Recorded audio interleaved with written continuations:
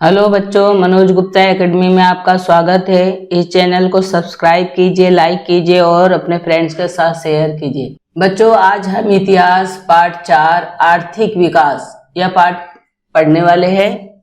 बच्चों, आर्थिक विकास का मतलब होता है जैसे पैसे और उद्योग, व्यापार, बाजार, इन सब में जो विकास हुआ उसको हम आर्थिक विकास कहते हैं। इस पाठ में हम आर्थिक विकास और उससे संबंधित नियम के बारे में हम अध्ययन करेंगे।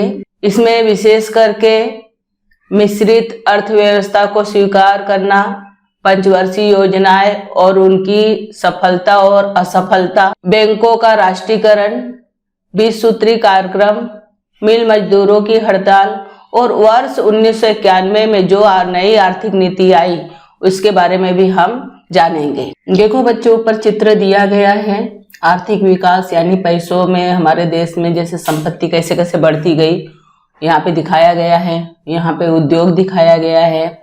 इस सभी को चीजों को, बाजार को, व्यापार को, इस सबको क्या कहते हैं? आर्थिक विकास। मिश्रित अर्थव्यवस्था। भारत स्वतंत्र होने से पहले हमारे देश के लोगों में यह विचार मंथन चल रहा था कि हमें किस अर्थव्यवस्था को स्वीकार करना चाहिए। प्रधानमंत्री पंडित जवाहरलाल नेहरू अर्थव्यवस्था को लेकर अतिवादिता की भूमिका को स्वीकार करने के स्थान पर बीच के मार्ग का अवलंब किया। कुछ देशों में पूंजीवादी अर्थव्यवस्था प्रचलित थी, कुछ देशों में समाजवादी अर्थव्यवस्था व्यवहार में थी। प्रत्येक अर्थव्यवस्था के कुछ लाभ होते हैं और कुछ हानियां भी होती है। बच्चों, जिस समय हमारा देश आजाद हुआ उस समय हमारे देश में पंडित जवाहरलाल नेहरू प्रधानमंत्री बन के आए और उन्होंने बीच की नीति का अवलंब किया। अमेरिका में पूंजीवादी और लोकतंत्र अर्थव्यवस्था थी और रूस में साम्यवादी अर्थव्यवस्था थी। तो उन्होंने बीच का अर्थव्यवस्था उन्होंने अपनाया, पूंजीवादी को भी अपनाया और समाजवादी अर्थव्यवस्था को भी अपनाया। इसी को मिश्रित अर्थव्यवस्था कहा जाता है। कोई भी अर्थव्यवस्था में कुछ फायदे होते तो कुछ नुकसान भी होता है, इसलिए बीच का अर्थव्यवस्था उन्होंने स्वीकार किया। देखो बच्चों, यहाँ पे दिया गया है ये पूंजीवादी अर्थव्यवस्था यानी पैसे को ज्यादा महत्व देना और साम्यवादी व्यवस्था में मनुष्य को या समाज को बढ़ावा देना।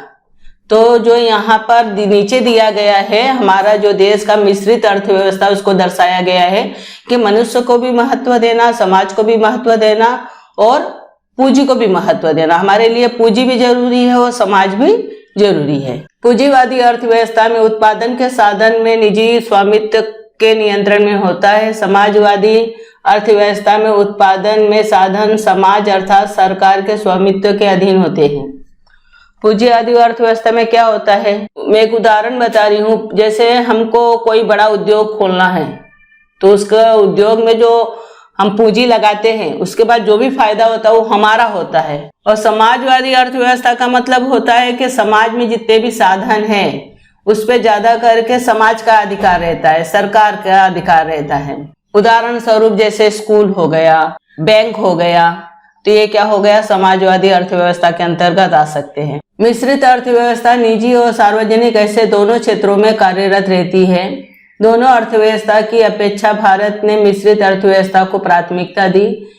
इस अर्थव्यवस्था में हमें 3 भेद दिखाई देते हैं। सबसे पहले सार्वजनिक क्षेत्र। इस क्षेत्र के उद्योग धंधे पूर्णतः सरकार के नियंत्रण और प्रबंधन के अंतर्गत होते हैं, जैसे रक्षा सामग्री उत्पादन। देखो बच्चों, यहाँ पे दिया गया है रक्षा सामग्री उत्पादन, जैसे बड़े बड़े परीक्षापास्त्र का निर्माण करना हो गया, कोई हथियार बनाना हो गया, कोई लड़ाकू विमान बनाना होगा जो देश की रक्षा में काम आए।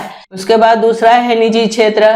इस क्षेत्र के उद्योग धंधे पूर्ण निजी उद्योजकों के स्वामित्व के अधीन होते हैं, फिर भी उन उद्योग धंधों पर सरकार का निरीक्षण एवं नियंत्रण होता है, जैसे उपभोक्ता वस्तुएं। निजी क्षेत्र में ज्यादा करके क्या होता है, बड़े बड़े उद्योग होते हैं। ये उद्योग जो है उनपे उनका जो उद्योगपति उनका तो अधिकार रहता है, साथ साथ सरकार का भी थोड़ा बहुत अधिकार रहता है और उस पर वो नियंत्रण रखते हैं। जैसे उद्योगपति जो अलग अलग चीजें बनाते हैं, प्रोडक्ट जिसका हम उपयोग करते हैं, उसको क्या कहते हैं? उपभोक्ता वस्तुएं, जो ग्राहक लोग उपयोग करते हैं। संयुक्त क्षेत्र। इस क्षेत्र में कुछ उद्योग निजी उद्योजकों के स्वामित्व के तथा कुछ सरकारी प्रबंधन के अधीन चलाए जाते हैं। संयुक्त क्षेत्र में क्या मैंने बताया था कि कुछ उद्योग जो है, जो उद्योगपति का निजी अधिकार रहता है और कुछ सरकार का भी अधिकार, आधा सरकार का आधा उद्योगपति का, ऐसे जो प्रबंधन होते हैं उसको संयुक्त क्षेत्र कहा जाता है। मिश्रित अर्थव्यवस्था को अगर हमें अच्छी तरह से चलाना है तो निजी स्वामित्व भी होना चाहिए और सरकार का भी समन्वय होना चाहिए, दोनों का तालमेल होना चाहिए, तभी मिश्रित अर्थव्यवस्था अच्छी तरह से चल पाएगी।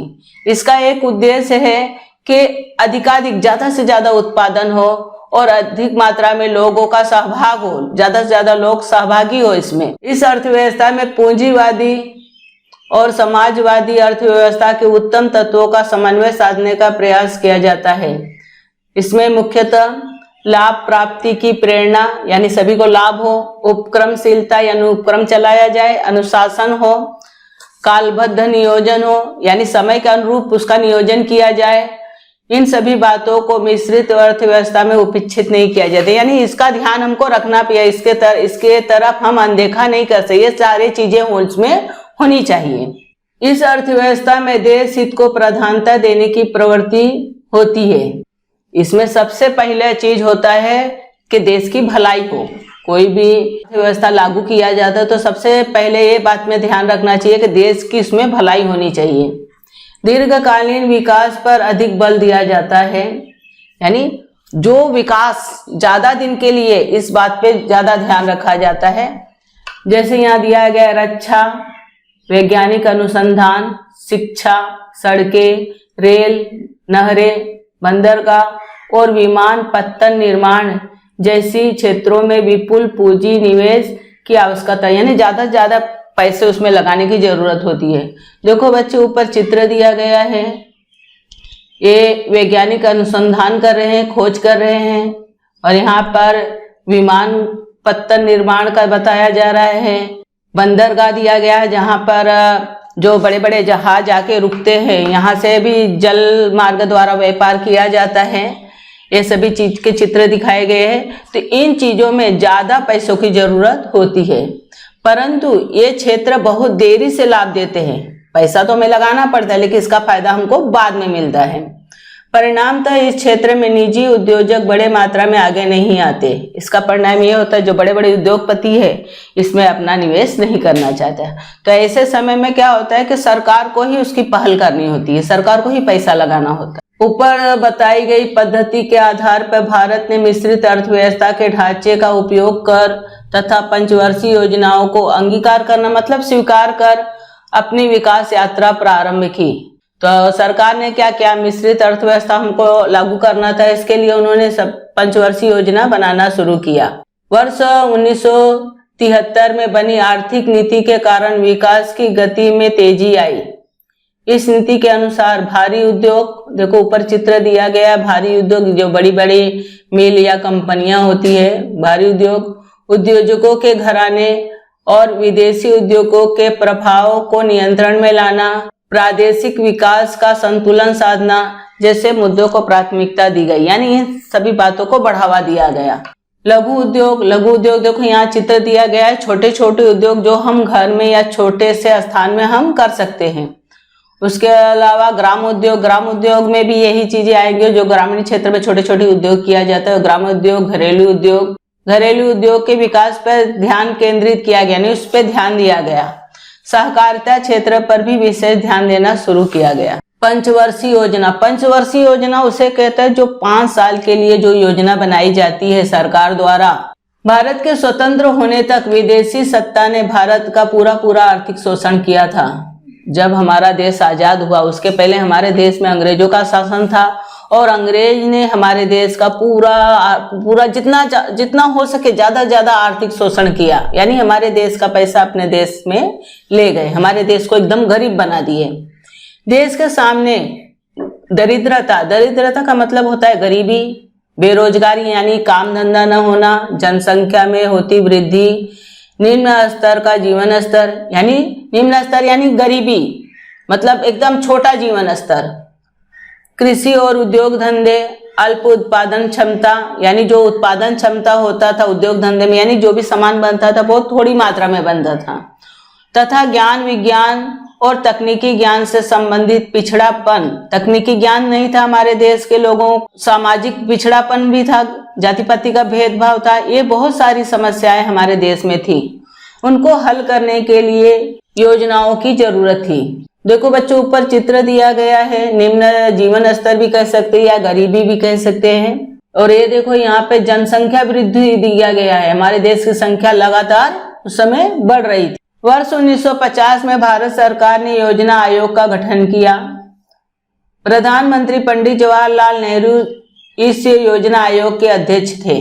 इस योजना आयोग ने 5 वर्षों की योजना तैयार की, जिसमें कृषि और ग्राम का विकास होगा, संतुलित औद्योगिकरण और न्यूनतम जीवन स्तर का प्रावधान होगा। यानी ये जो पंचवर्षीय योजना थी, इसमें खेती, गांव का विकास और उद्योगीकरण, ज्यादा से ज्यादा उद्योग बढ़ाना, ये और लोगों का जो जीवन स्तर उसको ऊपर उठाना, ये सभी प्रावधान यानी नियम बनाए गए थे। प्रावधान का मतलब होता है नियम बनाना या कानून बनाना, जिसमें योजनाओं की रूपरेखा बनाने और उसको लागू करने में लोगों का प्रतिभाग रहा और प्रत्येक व्यक्ति का विकास होगा। इस योजना को ही पंचवर्षीय योजना कहते हैं। योजना आयोग का मौलिक सिद्धांत, किसी भी देश के समग्र संसाधन का अनुपातबद्ध वितरण, यानी सभी को मिलना चाहिए। वहाँ के मनुष्य श्रम का उचित उपयोग उस देश की जनता की आवश्यकताओं को पूर्ण करने के लिए किया जाना चाहिए। यह योजना आयोग का मौलिक सिद्धांत था। कहने का मतलब जो भी हमारे देश के संसाधन थे, तो संसाधन का उपयोग सभी मनुष्य को मिले और उसमें मनुष्य के श्रम का पूरा उपयोग किया जाए। योजना आयोग के उद्देश्य, भारत के योजना आयोग के सामान्य उद्देश्य इस प्रकार है। राष्ट्रीय आय में वृद्धि करना, यानी हमारे देश का जो राष्ट्रीय आय यानी जो पैसे वगैरह उसमें वृद्धि करना। दूसरा है मूलभूत उद्योग धंधे, जो मुख्य रूप से जो हमारे देश के उद्योग धंधे उसको प्राथमिकता देके उसको जल्दी से जल्दी उसका औद्योगिकरण करना, ज्यादा से ज्यादा उद्योग का निर्माण करना। तीसरा है कृषि उत्पादन में वृद्धि लाना, जो खेती वगैरह है, खेती में जो उत्पादन गेहूं चावल जो है उसमें वृद्धि लाना, ज्यादा से ज्यादा मात्रा में उगाना। उसके लिए हरित क्रांति और आधुनिक पद्धति से खेती करना, ताकि हमारा देश खाद्यान्न के विषय में आत्मनिर्भर बन सके। चौथा है बड़ी मात्रा में रोजगार उपलब्ध कराना, जो हमारे देश के लोग हैं उनको रोजगार देना। देश के मनुष्य श्रम का पूरा उपयोग करना। आय और संपत्ति के बीच उत्पन्न विषमता को दूर करना। वस्तुओं का जो मूल्य होता है, कभी महंगाई होती है तो बढ़ता है या कम होता है, उस मूल्य को स्थिर रखना। सातवां है परिवार नियोजन के माध्यम से बढ़ती जनसंख्या की रोकथाम करना। आठवां है दरिद्रता को दूर कर जीवन स्तर को ऊंचा उठाना। नौवां है सामाजिक सेवाओं का विकास करना। 10वां है आर्थिक क्षेत्रों में आत्मनिर्भर बनना। प्रथम पंचवर्षीय योजना, जो हमारे देश की पहली पंचवर्षीय योजना है, 1951 से लेकर 1956 तक लागू किया गया। इस योजना के अंतर्गत खेती, कृषि, सामाजिक विकास, सिंचाई और बाढ़ नियंत्रण, ऊर्जा संसाधन, ग्रामीण एवं लघु उद्योग, बड़े उद्योग और खनिज संसाधन, परिवहन एवं दूरसंचार, शिक्षा तथा स्वास्थ्य पर व्यय करना, योजनाबद्ध आर्थिक विकास की नींव रखने वाली यह पंचवर्षीय योजना थी। देखो बच्चों, यहाँ चित्र दिया गया है सिंचाई के साधन, खेतों में कैसे सिंचाई हो रही है। यहाँ पे दिखाया गया है खनिज संसाधन, जमीन से कैसे खनिज खोद के निकाला जाता है। परिवहन, खनिज का मतलब जानते हो ना, जैसे लोहा हो गया, सोना हो गया, चांदी हो गया, ये सबको खनिज कहते हैं। उसके अलावा परिवहन और दूर संचार, परिवहन यानी आवागमन के साधन, और दूर संचार का मतलब जैसा टेलीफोन हो गया, मोबाइल हो गया, तो ये दूर संचार के साधन है। इन सभी और स्वास्थ्य के क्षेत्र में खर्च किया गया। दूसरी पंचवर्षीय योजना, यह योजना जो है 1956 से लेकर 1961 तक लागू की गई। इस योजना द्वारा औद्योगिकरण का महत्वाकांक्षी उद्देश्य पूर्ण करना। फलतः दुर्गापुर, भिलाई, रूरकेला में इस्पात के कारखाने, सिंदरी में रासायनिक खाद कारखाना, चितरंजन में रेल इंजन का कारखाना, पेराम्बूर में रेलगाड़ी के डिब्बे निर्माण करने का कारखाना, विशाखापट्टनम में जहाज निर्माण का कारखाना जैसे विशाल और भारी उद्योग धंधे और कारखाने सार्वजनिक क्षेत्र में स्थापित किए गए। देखो बच्चों, यहाँ पे चित्र दिया गया है, भिलाई का जो इस्पात का कारखाना है वो दिया गया है। उसके अलावा जो रेलगाड़ी के डिब्बे निर्माण करने का कारखाना यहाँ पे बताया गया है। उसके अलावा जहाज निर्माण जहाँ पे किया जाता है, बड़े बड़े जो पानी में चलने वाले जहाज निर्माण कारखाना, ये यहाँ पर दिखाया गया है। ये सब भारी उद्योगों में आते हैं। कृषि को जलापूर्ति करने के लिए भाखड़ा नंगल, दामोदर जैसे विशाल बांध बनाए गए। इस योजना के परिणाम स्वरूप राष्ट्रीय आय में वृद्धि हुई। देखो, यह भाखड़ा नंगल बांध है। उसके अलावा यहाँ पर दामोदर बांध को दिखाया गया है। इस योजना के फलस्वरूप जो हमारा जो राष्ट्रीय आय है वो बढ़ा। तीसरी पंचवर्षीय योजना 1961 से लेकर 1966। इस योजना में उद्योग और कृषि के विकास के बीच संतुलन और समन्वय साधना था। जो उद्योग धंधे थे और कृषि, उसके बीच में तालमेल बैठाना इस जो पंचवर्षीय का प्रमुख उद्देश्य था। प्रतिवर्ष राष्ट्रीय आय में वृद्धि लाना, भारी उद्योग, परिवहन और खनिज उद्योगों का विकास करना, विषमता का उन्मूलन करना, रोजगार में अधिकाधिक अवसर उपलब्ध कराने, सभी को नौकरी वगैरह मिले, इस योजना का प्रमुख उद्देश्य था। तीसरी पंचवर्षीय योजना के पश्चात 3 एक वर्षीय योजनाएं 1966 से लेकर 1969 तक चलाई गई। यानी ये जो योजना थे 3 वर्षों के लिए चलाई गई। इस कालावधि यानी इस समय में भीषण अकाल का सामना करना पड़ा है। उसके अलावा चीन का आक्रमण, पाकिस्तान के साथ हुए युद्ध के कारण सरकार को विकास कार्यों की अपेक्षा रक्षा और अकाल निवारण की ओर अधिक ध्यान देना पड़ा। इन सभी बातों से भारतीय अर्थव्यवस्था पे बहुत बड़ा दबाव आ गया। देखो बच्चों, यहाँ पे अकाल का चित्र दिखाया गया है। अकाल पड़ गया, लोग भूखे मरने लगे, वर्षा नहीं हुई। चीन का आक्रमण, पाकिस्तान का आक्रमण हुआ, पाकिस्तान से युद्ध हुआ। भारत ने चौथी पंचवर्षीय योजना लागू किया और उसके कारण 14 बैंकों का राष्ट्रीयकरण भी किया, लेकिन उसके बीच में ही बांग्लादेश युद्ध आ गया। उसके अलावा जो शरणार्थी थे उनको हमारे देश में रखना पड़ा, उनका खर्च। उसके अलावा जो सरकारी कर्मचारी थे उन्होंने वेतन वृद्धि की मांग की, रेल कर्मचारियों ने भी वेतन वृद्धि की मांग की। उसके अलावा अंतर्राष्ट्रीय बाजार में पेट्रोल की जो दाम होता है वो बढ़ता जा रहा था। इस कारण जो भारत की जो अर्थव्यवस्था है उस पर बहुत सारे आघात उसको सहना पड़ा। पांचवी पंचवर्षीय योजना 1974 से 1979 लागू की गई। निर्धनता का मतलब होता है गरीबी को दूर कर देश को आर्थिक रूप से आत्मनिर्भर बनाने का प्रमुख उद्देश्य सम्मुख रखकर ये योजना तैयार की गई। इस योजना के अंतर्गत राष्ट्रीय आय में वृद्धि लाना, बड़ी मात्रा में रोजगार उपलब्ध कराना, शिक्षा, पौष्टिक भोजन, पेयजल की पूर्ति करना। देखो बच्चों, यहाँ पर पौष्टिक भोजन दिया गया है, तो पौष्टिक भोजन के ऊपर ध्यान दिया गया। चिकित्सा सुविधाएं के अंतर्गत जो बड़े बड़े अस्पतालों का निर्माण किया गया ताकि जो कोई भी बीमार न रहे, स्वस्थ रहे। क्षेत्रों में चिकित्सा सुविधाएं पहुंचाना, जो ग्रामीण क्षेत्र है वहां पे डॉक्टर, अस्पताल नहीं थे तो उसका निर्माण किया गया। ग्रामीण भागों में विद्युत आपूर्ति और दूर संचार साधन पहुंचाने के लिए सड़कों का निर्माण कराना, समाज कल्याण की योजनाओं को व्यापक स्तर पर कार्यान्वित करना, कृषि का विकास करवाना, मूलभूत उद्योग धंधों में वृद्धि लाना, खाद्यान्न और अन्य जीवन आवश्यक वस्तुओं की खरीदारी एकाधिकार प्रणाली द्वारा करके उसकी सार्वजनिक वितरण व्यवस्थाओं द्वारा निर्धनों को उचित दामों में पूर्ति कराना जैसे उद्देश्यों का समावेश था। जो ग्रामीण क्षेत्र थे वहां पर डॉक्टर और जो अस्पताल की सुविधा नहीं तो सुविधा पहुंचाया गया। ग्रामीण क्षेत्र में बहुत वहां पे बिजली नहीं थी, बिजली की पूर्ति कराई गई। दूर संचार साधन पहुंचाने के लिए सड़कों का निर्माण कराया गया। उसके अलावा कृषि का विकास किया गया, उद्योग धंधों का विकास किया गया।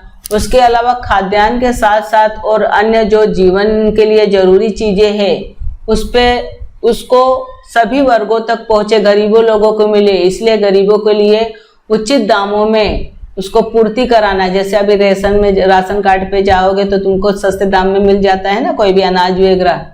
5वीं पंचवर्षीय योजना की अवधि में गरीबी का निवारण करना, यानी गरीबी को हटाना, रोजगार बढ़ाना संभव नहीं हुआ। वर्ष 1977 में लोकसभा चुनाव में कांग्रेस पार्टी की हार हुई, जनता पार्टी सत्ता में आई। नई सरकार ने मार्च 1978 के अंत में 5वीं पंचवर्षीय योजना को समाप्त कर दिया और अप्रैल 1978 में श्रृंखलाबद्ध योजना की प्रारंभ की।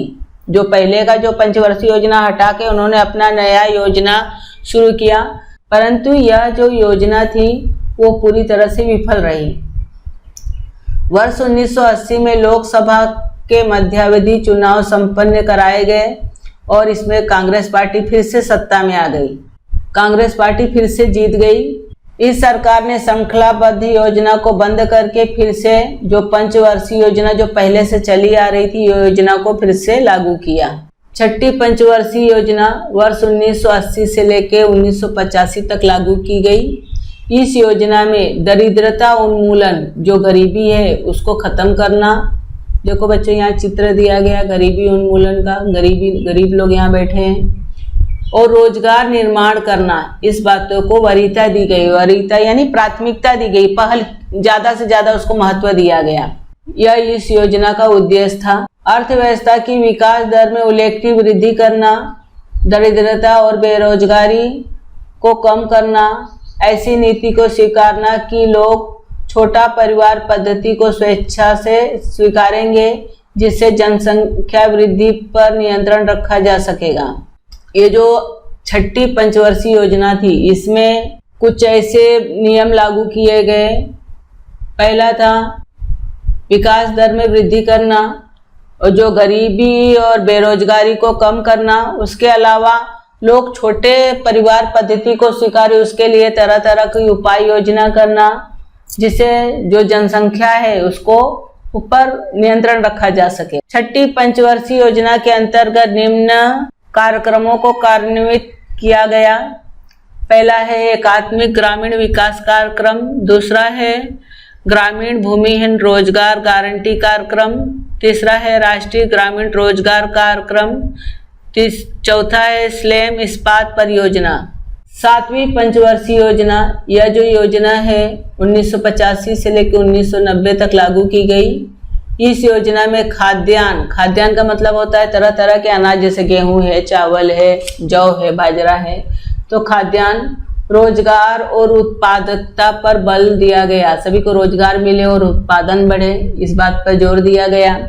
विकास, आधुनिकीकरण, आत्मनिर्भरता, सामाजिक न्याय में सक्षमता से कार्यान्वयन करना, उत्पादन, तकनीकी विज्ञान में सुधार करना, राष्ट्रीय आय में प्रति वर्ष 5% वृद्धि करना, खाद्यान्न उत्पादन में वृद्धि करना पंचवर्षीय योजना का उद्देश्य था। इसका मुख्य उद्देश्य था खाद्यान्न में वृद्धि करना, उद्योग में वृद्धि करना, तकनीकी विज्ञान में सुधार करना, और जो हमारा राष्ट्रीय आय था उसमें 5% वृद्धि लाना, कम से कम 5% उसमें बढ़ावा हो। ये जो है मुख्य उद्देश्य थे। इस योजना के अंतर्गत निम्न कार्यक्रम शुरू किए गए। पहला है जवाहर रोजगार योजना, दूसरा है इंदिरा आवास योजना, तीसरा है 10 लाख कुएं योजना। रोजगार निर्माण करने की दृष्टि से 7वीं पंचवर्षीय योजना जो है महत्वपूर्ण सिद्ध हुई। देखो बच्चों, ऊपर चित्र दिया गया है, खाद्यान्न में वृद्धि करना, ज्यादा मात्रा में जो अनाज का उत्पादन बढ़ाना। नीचे दिया गया है जो तकनीकी विज्ञान है उसमें सुधार लाना। 8वीं पंचवर्षीय योजना, यह योजना जो है 1992 से लेकर 1997 तक लागू की गई। इस योजना के अंतर्गत जो भी निजी क्षेत्र थे उसको ज़्यादा से ज़्यादा अवसर दिए गए।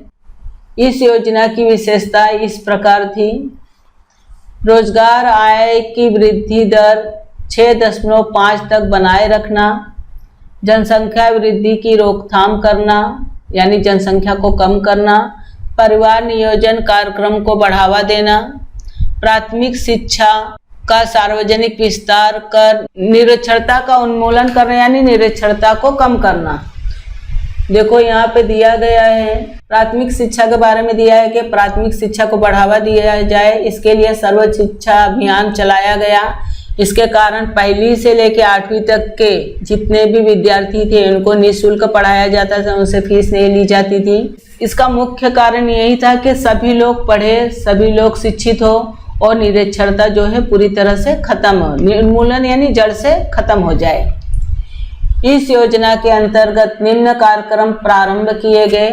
पहला है प्रधानमंत्री रोजगार योजना, दूसरा है महिला समृद्धि योजना, तीसरा है राष्ट्रीय सामाजिक आर्थिक सहयोग योजना, चौथा है मध्याह्न भोजन योजना, इंदिरा महिला योजना, छठा है गंगा कल्याण योजना।